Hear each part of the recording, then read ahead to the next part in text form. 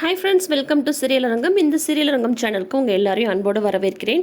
இன்னைக்கு திங்கக்கிழமை காதல் காதல் காதல் சீரியலில் கல்யாணம் நடக்க போகுதா இல்லையா, என்னதான் நடக்க போகுது பார்த்துலாம் வாங்க. இப்போது கரிகாலன் கிட்ட அர்ஜுன் வந்து சொல்லிடுறாரு, எனக்கு இந்த கல்யாணத்தில் விருப்பம் இல்லை அப்படின்னு சொல்லிட்டு. முதல்ல இந்த வீட்டுக்கு வந்து இந்த குடும்பத்தில் ஏன் காதல் கல்யாணமே வேண்டாம் அப்படின்னு சொல்கிறாங்கன்னு பார்த்தா, கரிகாலனுக்கு ஒரு அக்கா வந்து இருந்திருக்காங்க. அவங்க வந்து லவ் மேரேஜ் பண்ணதுனால அவங்க அப்பா சூசைட் பண்ணி இறந்து போனதுனால காதல் அப்படின்ற வார்த்தையை கேட்டாவே இந்த குடும்பத்துக்கு ஆகாது அப்படின்ற ஒரு ஃப்ளாஷ்பேக்குமே வந்து சொல்கிறாங்க. இன்னும் அதில் கம்ப்ளீட் ஃப்ளாஷ்பேக் வரல, பட் இருந்தாலும் காதல் அப்படின்னாவே வெறுப்பு அப்படின்றதுக்கு இதுதான் ஒரு ரீசனாக இருக்குது. இப்போது அர்ஜுன் வந்து மதுவை லவ் பண்ணுற விஷயத்த வந்து இன்னும் சொல்லலை. ஆனால் எனக்கு ஸ்வேதாவை கல்யாணம் பண்ணிக்கிறதுல விருப்பம் இல்லை, திடீர்னு வந்து எப்படி என்னால் அவளை கல்யாணம் பண்ணிக்க முடியும் அப்படின்னு சொல்லும்போது கரிகாலன் சொல்கிறாங்க, ஸ்வேதா உன்னை சின்ன வயசுலேருந்தே வந்து விரும்பியிருக்கா, சின்ன வயசுலேருந்தே உன்னை கல்யாணம் பண்ணிக்கணும்னு ஆசைப்பட்டிருக்கா, நாங்கள் என்ன சொல்லுவோம்னு நினச்சி பயந்து தான் அவள் சொல்லாமல் இருந்திருக்கா. இப்போ கடவுளாக பார்த்து உங்கள் ரெண்டு பேரையும் சேர்த்து வைக்க ஒரு வாய்ப்பு வந்து கொடுத்துருக்காரு, அதனால நீ ஸ்வேதாவை தான் கல்யாணம் பண்ணிக்கணும் அப்படின்ற மாதிரி வந்து கரிகாலன் சொல்கிறாங்க. எனக்கு ஒரு விஷயம் புரியல, அப்போ இதுவும் வந்து காதல் திருமணம் தானே, உங்கள் தங்கச்சி பொண்ணு அப்படின்றதுனால நீங்கள் வந்து இந்த கல்யாணத்துக்கு வந்து ஒத்துக்கிட்டீங்களா அப்படின்ற மாதிரி தான் வந்து கேட்கணும்.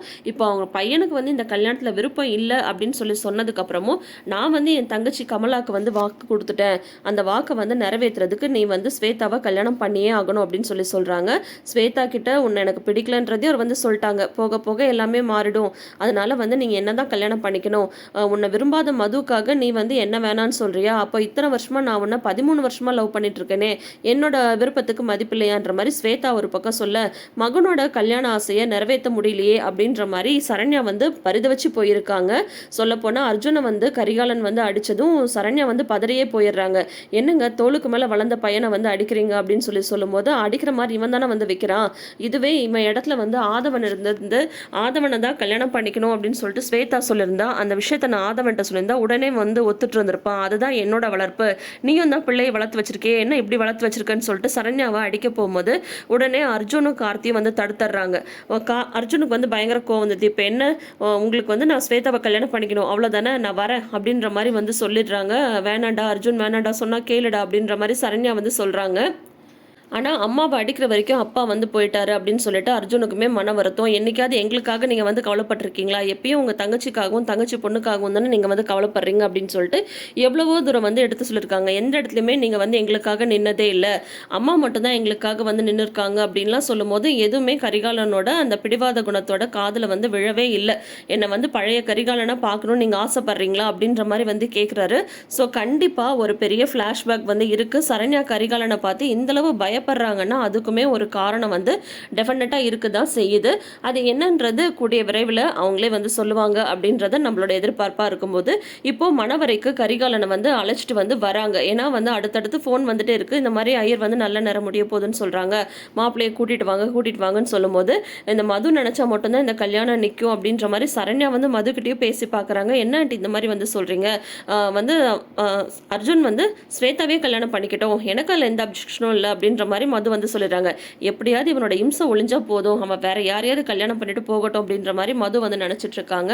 அர்ஜுன ஃப்ரெண்ட்ஸ் எல்லாம் வந்து சொல்றாங்க, அர்ஜுன் மது மேல எப்படி உயிரா இருந்தான், ஆனா இந்த மது பாரு எவ்வளோ செல்ஃபிஷா இருக்கா, அவளுக்கு வந்து எந்த பிரச்சனையும் வரக்கூடாதுன்றதுக்காக பிடிக்காத ஒரு கல்யாணத்தை அர்ஜுனுக்கு வந்து நடக்கணும் அப்படின்ற மாதிரி எவ்வளோ ஜாலியாக உட்காந்துட்டு இருக்கா பாரு, இவ்வளோ போய் அர்ஜுன் வந்து 2 வருஷமா லவ் பண்ணா அப்படின்ற மாதிரி அவங்க ஃப்ரெண்ட்ஸுக்கு எல்லாமே மது மேலே கொஞ்சம் வெறுப்பு தான் வந்துடுது.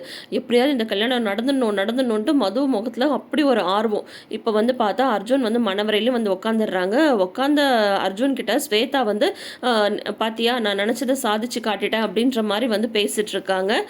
என்ன உன் கண்ணில் வந்து கண்ணீர் வருதா, நீ வந்து எதையோ நினச்சி நீ அழுதுட்டு இருக்க, அது எதுன்றது எனக்கு நல்லா தெரியும், வேற ஒரு விஷயத்த வந்து நீ மனசில் நினச்சிட்டு இருக்க, ஆனால் அது வந்து நடக்காது. இங்கே இருக்கிறவங்க எல்லாரும் என்ன திரும்ப நினைப்பாங்க, இந்த கல்யாணம் நடக்கும்போது இந்த யாகம் வளர்க்குறாங்க இல்லையா, இந்த புகையை தான் உனக்கு கண்ணில் பட்டு தண்ணியாக வருதுன்னு எல்லாரும் நினச்சிட்டு இருப்பாங்க, ஆனால் நீ எந்த ரீசனுக்காக அலறன்றது எனக்கு மட்டும் தான் தெரியும், நீ ஒன்றும் கவலைப்படாத, கல்யாணத்துக்கு அப்புறம் நம்ம 2 பேரும் நல்லா சந்தோஷமா இருக்கலாம், நான் உன்னை நல்லா பார்த்துக்கிறேன் அர்ஜுன் அப்படின்ற மாதிரிலாம் ஸ்வேதா வந்து சொல்லிட்டு இருக்காங்க.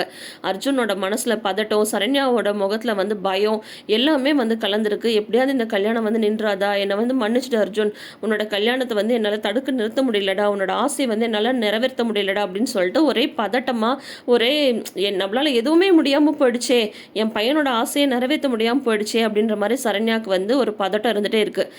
என்ன இருந்தாலும் இருந்தாலும் இப்படியே இந்த கல்யாணம் வந்து நின்னாலுமே மது நினச்சா மட்டும்தானே அர்ஜுனுக்கும் மதுவுக்கும் வந்து கல்யாணம் நடக்கும். ஆனால் மதுவுக்கு அதில் துளி கூட விருப்பம் இல்லாமல் அவங்க உட்காந்துட்டு இருக்கிற ஸ்டைலெல்லாம் பார்த்தா இப்படி ஒரு பொண்ணு உனக்கு வேணாண்டா அர்ஜுன் அப்படின்ற மாதிரி தான் நம்மளுக்கே சொல்லணுன்ற மாதிரி தோணுது.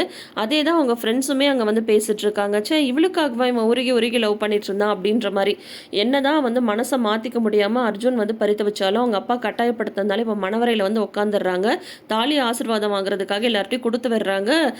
மது வந்து பார்த்தா ரொம்ப கூலாக அந்த தாலியை வந்து தொட்டு கும்பிட்றாங்க. சீக்கிரம் சீக்கிரம் இந்த கல்யாணம் நடக்கணும், சீக்கிரம் சீக்கிரம்ன்ற மாதிரி அவங்களோட மைண்ட் செட் இருந்துகிட்டே இருக்குது. ஆனால் வந்து நீ என்னம்மா இந்த மாதிரி ஒரு பொண்ணாக இருக்குன்ற மாதிரி வந்து தோணுது சரண்யாவுக்கு. உங்களுக்கு உங்களோட பையனோட விருப்பம் முக்கியமாக இருக்கலாம், ஆனால் மதுவுக்கு அதில் விருப்பம் இல்லைங்கும் போது நம்ம எதுவுமே செய்ய முடியாது இல்லையா சரண்யா, அப்படி தான் நம்மளுக்கு வந்து சொல்லணும்னு தோணுது. ஆனால் இப்போ வந்து பார்த்தா தாலிவே கிட்டத்தட்ட கையில் வந்து எடுத்துடுறாரு. அதோட நேற்று ப்ரமோல என்ன காட்டியிருக்காங்கன்னா அர்ஜுன் வந்து தாலி கட்ட போகிற சமயத்தில் மயங்கி விழுந்துடுறாரு. ஸோ அந்த கல்யாணம் நடக்குமா நடக்காதான்றது இப்பயுமே ஒரு கேள்விக்குறியாக தான் இருந்துட்டுருக்கு. லாஸ்ட் மினிட்ல வந்து அர்ஜுன் வந்து சபையிலேயே எனக்கு இந்த கல்யாணத்தில் விருப்பம் இல்லை அப்படின்னு சொல்லும்போது ஆதவன் ஸ்வேதா கழுத்தில் தாலி கட்டுறதுக்கான வாய்ப்புகளும் நிறையவே இருக்குது. ஸோ என்ன நடக்க போகுதுன்றதை நாளைக்கு எபிசோட் வரைக்கும் வெயிட் பண்ணி தான் பார்த்தாகணும். நீங்கள் என்ன நினைக்கிறீங்க? ஸ்வேதா கழுத்தில் தாலி கட்ட போகிறது அர்ஜுனா இல்லை ஆதவனா? உங்களோட கருத்துக்களை மறக்காமல் கமெண்ட் செக்ஷனில் சொல்லுங்கள். இந்த வீடியோ பிடிச்சிருந்தா வீடியோக்கு ஒரு லைக் கொடுங்க. தொடர்ந்து நம்ம சேனலுக்கு உங்களோட சப்போர்ட் கொடுங்க. சேனலை ஃபஸ்ட் டைம் பார்க்குறீங்கன்ற மாதிரி தான் சப்ஸ்கிரைப் பண்ணிக்கோங்க. இந்த சீரியல் அரங்கம் சேனலை நிறைந்த அரங்கமாக மாற்றுங்க. தேங்க்யூ.